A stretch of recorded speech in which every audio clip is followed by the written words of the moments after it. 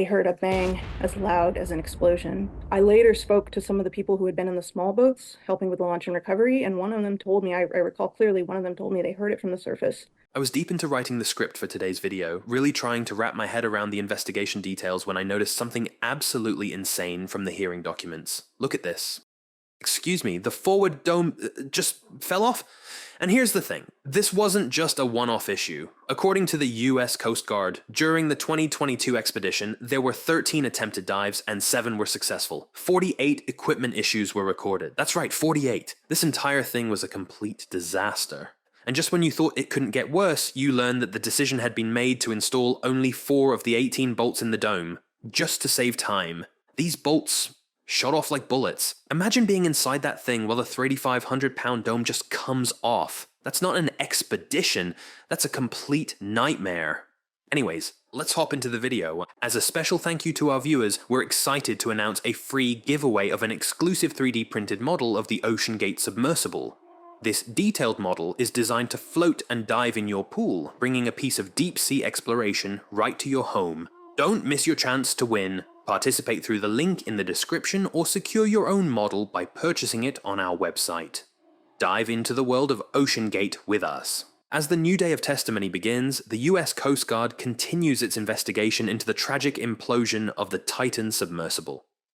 Today, Fred Hagen, a mission specialist who was on the Titan in 2022, and several other key figures will share their experiences and insights into the safety and operations of OceanGate's experimental deep-sea submersible. Fred Hagen, a mission specialist from Pennsylvania, recounted his experience aboard the Titan during the 2022 expedition. While reflecting on the moment he saw the Titanic wreckage, Hagen described it as an iconic moment that he had long dreamed about. You've dreamt about it and you've read about it, and suddenly it's there, and you've achieved this dream, he told local media before the hearing. As Hagen took the stand to provide his testimony, the hearing focused on the technical challenges and incidents he witnessed during his dives aboard the Titan. Fred Hagen openly acknowledged the risks associated with the Titan submersible, likening the experience to an adrenaline rush rather than a safe expedition. It's kind of like jumping out of an airplane, Hagen explained, adding that you don't do it because it's safe. During his testimony, Hagen recounted several alarming incidents that occurred during his dives. Front dome incident. Hagen described a particularly dangerous moment when the front dome of the sub sheared off after the platform hit the deck with force. It basically sheared off several bolts and they shot off like bullets, Hagen said, explaining that the titanium dome fell off. Spiraling dive. On another dive due to incorrect weighting, the sub was off balance and began spiraling thousands of meters to the sea floor. Once the sub reached the bottom, the starboard thruster failed, and the crew found themselves spinning in circles as they attempted to navigate. Stuck weights. The weights designed to help the sub ascend by dropping became stuck during the same dive. Fortunately, the Titan eventually made it back to the surface despite these issues. Hagen also described how the Titan briefly became caught in the wreckage of the Titanic during one of the dives. On a separate ascent, the crew heard a loud bang, adding to the tension of the journey. Despite outlining these significant malfunctions, Hagen maintained that he was not particularly worried about the incidents. He reiterated that he was fully aware of the experimental nature of the submersible and accepted the risks involved. It was clear that it was dangerous, he told the hearing. Well, we got stuck momentarily in the Titanic, but with Stockton, but he was absolutely unflappable, and I was sitting at his right shoulder, and I'd asked him to go around where the brake was, and we had, for a few moments, we had gotten stuck, and I said, and he was very quiet, and he was working the controls, and did I say Stockton? I meant PH. And I leaned over and I said, PH, it seems that we're stuck. And he says, yes, Fred, we are. And then he got it out, and we went on and I tried to reach the stern element. As the hearing continues, we've now moved to testimony from 2 key figures, Dave Dyer, an engineer from the University of Washington's Applied Physics Lab, and Patrick Leahy, co-founder and CEO of Triton Submersibles. Their insights are shedding light on the early development of the Titan submersible, and the critical importance of certification in the submersible industry. Dave Dyer provided a detailed account of the early development of the Titan submersible. He recounted how OceanGate entered a contract with the University of Washington in 2013 to develop, construct, and test a submersible prototype made of carbon fiber. Initially, Dyer and his team felt optimistic about the sub's design. With the initial concept, we felt like there was a very good chance it could be successful, Dyer told the hearing, adding that the design appeared to be heading in the right direction. The sub's structure was originally meant to be made entirely of carbon fiber, including the end domes. However, when a smaller model of the sub was tested in a chamber that recreates deep-sea pressure, it failed several times. As a result, the carbon fiber end domes were replaced with titanium domes. Despite these changes, disagreements between the university and OceanGate regarding engineering and testing approaches caused the relationship to break down. The university ceased working with OceanGate in 2017. Throughout the hearing, much discussion has centered on the Titan's hull, made of carbon fiber, a material that is unconventional for deep-sea submersibles. Typically, submersibles are constructed with metals such as titanium, which have proven reliable under the extreme pressures of deep-sea environments. Carbon fiber, though strong in certain applications, was a controversial choice for the Titan due to its uncertain performance at extreme depths. The hearing then shifted to Patrick Leahy, the co-founder and CEO of Triton Submersibles. His company built the submersible limiting factor, which successfully descended to the deepest parts of the ocean multiple times. Leahy shared his journey into the submersible industry, explaining that he founded his company in 2006 amid tremendous skepticism about the feasibility of such vessels. Leahy clarified the distinction between a submarine and a submersible, explaining that a submarine is capable of regenerating its own power, while a submersible is usually battery-powered and limited in its endurance. Submarines are more self-sufficient, while submersibles are designed for more limited missions. In his testimony, Patrick Leahy emphasized the importance of certifying submersibles, something the Titan was not required to do. Certification is a third-party assessment of the submersible's safety and operational standards, typically carried out by specialist marine organizations such as the American Bureau of Shipping, ABS, DNV, or Lloyd's Register. Certification matters because it's about building something that's robust, durable, reliable, and something people can dive in with confidence, Leahy said. He stressed that any machine carrying humans into the deep sea must meet high safety standards and undergo certification by an independent group. "I don't believe that we should be operating experimental vehicles in the deep sea," Leahy stated, reinforcing the need for certified, rigorously tested submersibles. While certification is not mandatory, nearly all deep-sea submersibles undergo this process, which covers stability, strength, safety, and performance from design through to construction, testing, and operations. Although OceanGate initially engaged with certification organizations during the Titan's development, they opted not to certify the submersible, a decision that has come under scrutiny following the tragic incident. He acknowledged that the industry is constantly evolving, with new sub-designs being developed and conventional thinking being challenged. "We're always challenging conventional thinking, trying to innovate," Leahy explained, expressing his support for pushing technological boundaries. However, he stressed the need for safeguards and adherence to rules during innovation, but innovation has to be done within the crucible of a set of rules that give you guardrails. You can't just go freestyle, Leahy emphasized, reinforcing that uncontrolled experimentation without proper oversight can lead to catastrophic consequences, as seen with the Titan. Leahy noted that while he had limited conversations with Stockton Rush, OceanGate's CEO who tragically died aboard the Titan, Rush had once mentioned knowing that Leahy wasn't a big fan of his work. Despite their limited interactions, Leahy remained firm in his belief that submersibles must be certified by independent parties, a point he reiterated multiple times during his testimony. Leahy recounted the one and only time he saw the Titan submersible in person during a trip to the Bahamas. He expressed that he noticed a few concerning things about the vessel's structure. According to Leahy, the sub did not appear to be particularly innovative or cutting edge in its construction, especially when compared to earlier vessels built with filament-wound cylinders. Leahy also mentioned that he had been involved in the construction of two submersibles that OceanGate purchased before he founded his own company. These submersibles had gone through the classing process, where they were reviewed by independent bodies. However, Leahy said he was uncertain if OceanGate continued to certify them, noting that he no longer knew their condition or classification status. Leahy shared a personal anecdote about his experience during a sailing vacation in 2019, where he coincidentally had a tour of the Titan submersible in the Bahamas. Wearing a t-shirt for his company, someone recognized him and offered him a tour of the Titan as it was being tested. "I wasn't particularly impressed by what I saw," Leahy admitted, explaining that a lot of the stuff was not quite ready for prime time. He recalled voicing his concerns to the OceanGate team during the tour, although they apparently went unheeded. As the hearing progressed, Leahy addressed what he called the myth that submersibles are inherently unsafe. He firmly stated that OceanGate was wrong to send an experimental craft like the Titan into the deep sea. Reflecting on his own experiences, Leahy pointed out that he had a 50-year unblemished record of working with submersibles. "I think it's an important thing to bear in mind that the certification process works," Leahy declared. He stressed that the certification process ensures the safety and reliability of submersibles, pointing to his company's track record as proof. "Our track record on safety proves it," he said. Leahy concluded his testimony by calling for continued human exploration of the deep sea, but only in certified and accredited machines, not experimental ones. "As far as I'm concerned, we need to insist on continued human exploration of the deep sea in certified and accredited machines, not experimental ones."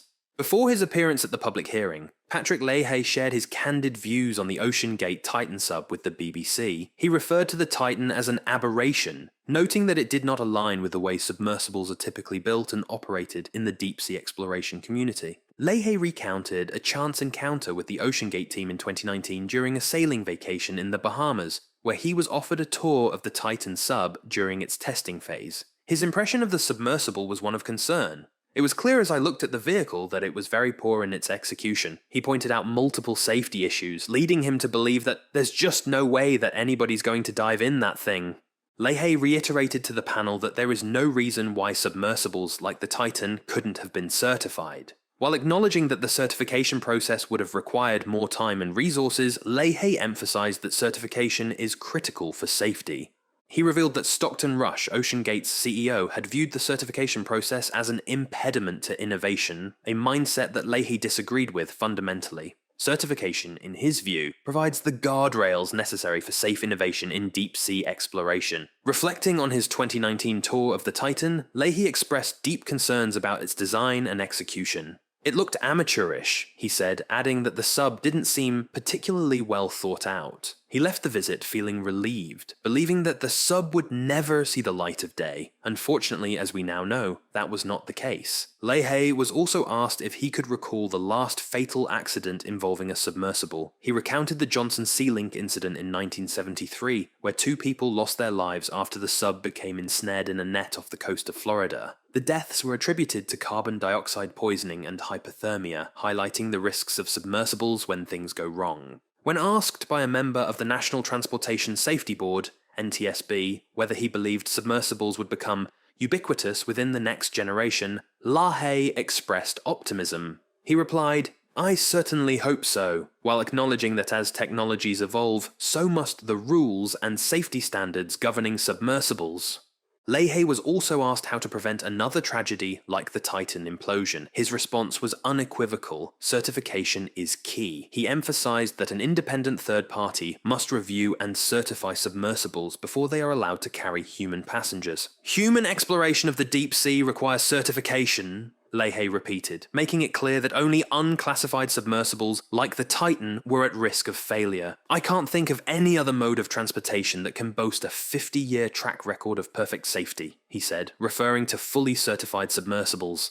As his testimony concluded, Leahy spoke with passion about the beauty and potential of deep-sea exploration. He described submersibles as magical machines that inspire a love of the oceans and exploration. "They transport human beings to what I consider to be the most beautiful part of our world, what I consider to be the deep sea," Leahy said, advocating for the continued exploration of the deep sea, if the right safety measures are taken. Leahy's testimony served as a defense of the submersible industry, while providing a harsh critique of OceanGate's practices. He condemned OceanGate's decision to avoid certifying the Titan submersible, calling out Stockton Rush for viewing certification as an obstacle rather than a necessity. Some key takeaways from his testimony include: certification matters. Leahy consistently emphasized the importance of independent certification for deep-sea submersibles, noting that certified subs have a proven safety record. The Titan's flaws. During his chance visit to the Titan, Leahy observed several design flaws and safety issues, describing the sub as amateurish and poorly executed. A tragic, avoidable disaster. Leahy expressed his belief that had the Titan been certified, the disaster could have been prevented. A call for regulation. He urged government bodies to mandate classification requirements for all submersibles to prevent another tragedy like the Titan implosion. It just didn't seem to me that it had been particularly well thought out or executed. I saw evidence, like where they were crimping cables, to hold on weights. It just looked amateurish in its execution. Before continuing the rest of the hearing, can someone answer my question that I have been asking in the previous videos? Why Wendy Rush isn't in the hearing list? Wendy Rush needs to be added in as a witness. Even more so considering what we just heard, she should have been there to at least tell what happened on the deck of the Polar Prince, to at least help more insight, or at least make a statement in regards to this. As the hearing continued, Antonella Wilby, a former contractor who worked as a field roboticist for OceanGate, provided critical insights into the Titan submersible's safety concerns and incidents she witnessed during her time with the company. Antonella Wilby recounted an incident from July 2022, when a passenger aboard the Titan sub heard a loud bang during the sub's ascent. Wilby explained that she wasn't immediately aware of the issue and only learned about it the next day during a delayed debriefing session. One of the passengers described hearing a bang as loud as an explosion as they neared the surface. According to Wilby, Stockton Rush, OceanGate's CEO, attempted to brush past the concerns by downplaying the incident. Rush reportedly stated that deep-sea vehicles make lots of noise, in an attempt to dismiss the passengers' worries. Wilby expressed that the customer's concerns were not taken seriously during this debriefing. Wilby revealed that after raising safety concerns regarding the loud bang, she was told by OceanGate that she didn't have an explorer mindset. This response came after she voiced her unease over the incident. Stockton Rush allegedly told her that, "We're cowboys and we're innovators," reinforcing the company's risky approach to operations. Following this, an OceanGate employee asked Wilby if she wanted to continue the mission or return home. She chose to leave and was sent home the next day. This decision came after what she described as an increasing disregard for safety by the company. Wilby, who eventually quit over these safety concerns, testified that OceanGate was not well prepared during their missions to the Titanic wreck. She highlighted a critical gap in expertise, noting that there were no experts in carbon composites aboard during her July 2022 trip, despite the Titan's hull being constructed from carbon fiber, a material that differs from the metals, such as titanium, typically used in submersibles. She further explained that she felt compelled to reach out to the board of directors after hearing about the report of the loud bang. However, a colleague cautioned her, stating that she should be concerned about being sued if she made her complaints public. As a result, she opted to remain silent. When asked to describe the safety culture at OceanGate, Wilby labelled it as safety theatre. She noted that while there were lots of people walking around with expensive safety gear, the company was not willing to engage in serious conversations about their safety protocols. This attitude left her feeling uneasy and unsupported when she raised basic questions about safety during dives. Her concerns were brushed aside, and she was told, "Don't worry, it'll be fun, you'll have fun." As a result, she decided not to participate in any further dives with OceanGate, concluding that her concerns were not being heard or addressed. This hearing session wrapped up with the testimonies of 4 individuals, each providing a clearer picture of the multiple safety issues and concerns that plagued OceanGate's operations. From the July 2022 loud bang incident to Wilby's resignation over the company's dismissive attitude towards safety, the testimony painted a grim picture of a company that failed to address serious risks. In addition to Wilby's testimony, the US Coast Guard released a transcript of a key meeting that took place on 18th January 2018 between David Lockridge, OceanGate's former Director of Marine Operations, and Stockton Rush, along with 3 other company staff members. The transcript details a heated exchange over Lockridge's safety concerns regarding the sub's design. The concerns raised included the poor quality of the materials, particularly the carbon fiber hull. Lockridge voiced his frustration that his concerns had been dismissed, stating, "I am addressing what I view as safety concerns, which have been dismissed by everybody." In response, another attendee of the meeting remarked, "I'm not dying, no one is dying under my watch." Despite this statement, Lockridge was fired shortly after the meeting.